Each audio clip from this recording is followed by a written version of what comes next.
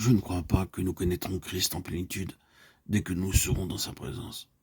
À mon sens, nous allons sans cesse découvrir, redécouvrir, sonder la personne de Christ, en étant gouvernés par la perspective des âges à venir.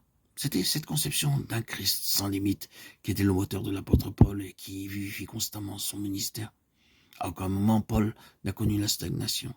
Il n'a jamais été question pour lui d'être parvenu au summum de la connaissance. C'est bien ce qu'il semble vouloir dire. Je ne sais encore rien, cependant je vois de manière obscure mais bien réelle, par les yeux de l'esprit, un Christ si grand, si vaste, que j'essaie sans cesse de le saisir, de courir à sa suite. Je vais de l'avant, oubliant ce qui est en arrière. Je regarde toute chose comme de la boue à cause de l'excellence de la connaissance de Christ, afin de le connaître lui. Dans cette conception sans cesse grandissante de la personne de Christ, Paul s'éloigne considérablement de la position de docteur juif ou du juif type en général. Paul a commencé par cette conception juive du Messie avec la part d'inconnu qu'elle renferme.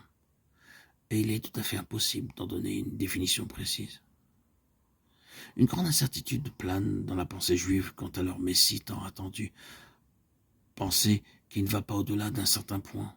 Leur idée du Messie se limitait à quelque chose de terrestre et de temporel, à un royaume terrestre et à un pouvoir temporel avec tous les avantages terrestres et temporels dont les Juifs bénéficieraient en tant que citoyens de la terre grâce au royaume, au règne et à l'avènement de ce Messie. C'est en partant de là que nous analyserons la conception paulinienne de Christ à ses débuts. L'apôtre en était au même point qu'eux. Il avait eu exactement la même conception qu'eux au sujet de Christ. Mais lorsqu'il plut à Dieu de lui révéler son Fils, sa connaissance de Christ commença à s'élargir de plus en plus par le dévoilement progressif de la personne du Seigneur, avec une force toute nouvelle et sous la conduite de l'Esprit. Paul place dans notre champ visuel la nature et l'immensité du royaume de Dieu et du Fils de son amour.